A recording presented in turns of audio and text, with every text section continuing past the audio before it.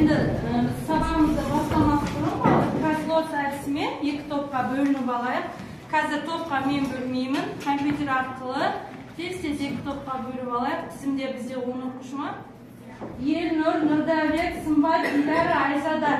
Бірінші топ. Тез-тез бөлінеміз. Елнұр, Нұрдәулет, Сымбат, Дилара, Айзада. Олай өрсіңдер ма? Тез ауыса салыңдар. Келесі Максим, Нұрила, Нұрбол, Айса, Сабина. Екі топқа. Бөлдік па?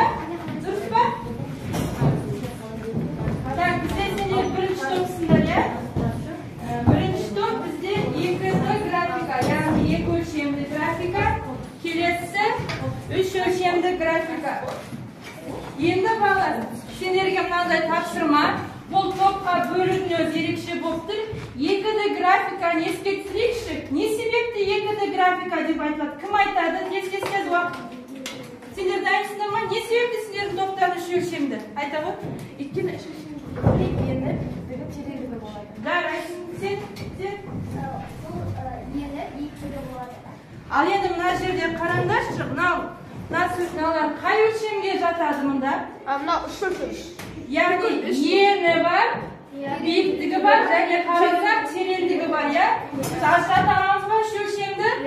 Ал екі өлшемді, сендердің топта тұрсын, екі өлшемді бізде несі бар? Ені мен ендігінің бар. Жарайсыңдар, яғни топтың атына сай сұрағымызға жауап бердік. Кім бірінші орындайды, уақытымен балын көреміз. Ашылды ма бәрінде? Жоқ. Ашады қазір. Кімде ашылды? Дұрыс, енді бастау. Начать де. Тағы да бастау. Тез-тез, сәйкестендіріп қоямыздар. Аты жөндерін жазсаңдар, жауап шығады. Баста ортасын бас. Баста ортасын бас. Ортасын бас дұрыс. Енді сәйкестендіресің қара. Мәтін жазу туралы қайсысы? Яғни апарып қоясың. Тез.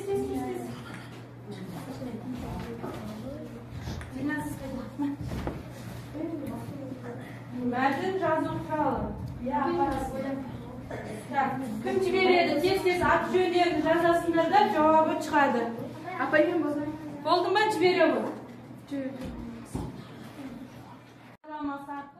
Сұрақтар беріледі, ақша ұтасыңдар ғой, сол сияқты бал ұтасыңдар.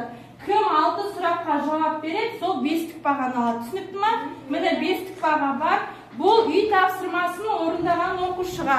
Қазір мен тағы да сілтеме жіберемін. 5-тік кімге бұйырады екен? Менің қолымда 3-5 бар, 4-5. Жетеді екен 5 негіз. Ашылды ма бәрінде? Тез сұрақтары оңай. Үйге осы тапсырмалар берілмеді. Болды, сен. Қандай айырмашылығы? Бағана сабақ барысында айтып өттік. Так, 5-тік кім алады?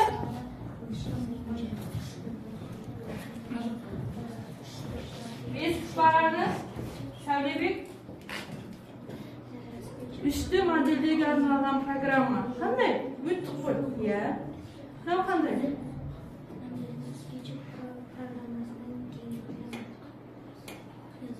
Енді бір сұрақ қалды сенде. 5.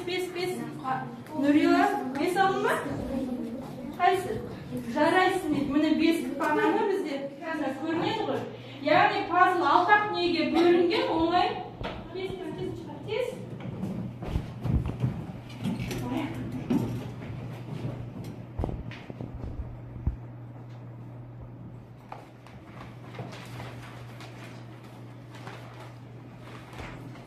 Сабағымыздың 1 минут 42 секундта таптық, я? Сабақ ұзақ таптық. Так, сонда сабағымыздың тақырыбы, дәптерімізді ашамыз. Объектілердің 3D модельдері. Енді осы орайда мақсатымыз, біз SketchUp бағдарламасын білеміз ғой, я? Осы бағдарламаларда объектілердің моделін құрып жасап үйренуіміз қажет.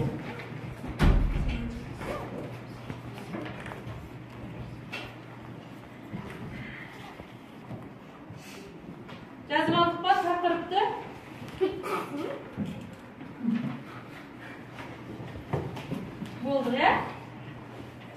Енді балалар тақтаға мұқият назар аударайықшы. Сендер Абай атамыздың музейіне барып көрдіңіз ба? Кім барып көрді? Барып көрген жоқсыз ба? Ондай болса, қазір Абай атамыздың музейіне барайық. Бұл музей бізге тегін екен.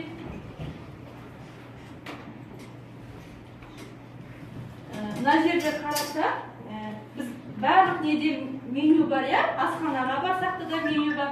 Сол сияқты менюдан біз қазір Абай атамыздың жұмыс бөлмесіне барамыз. Яғни қараңдаршы.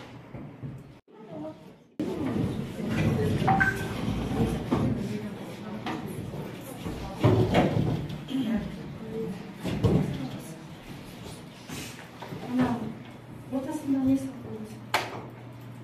Кішкентай ма?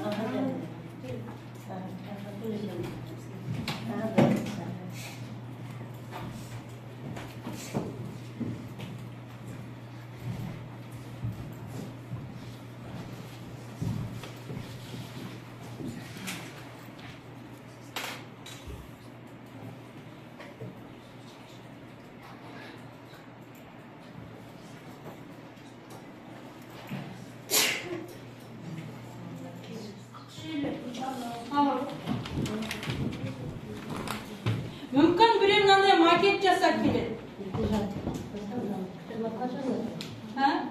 Бар ма сондай макет жасайым деген?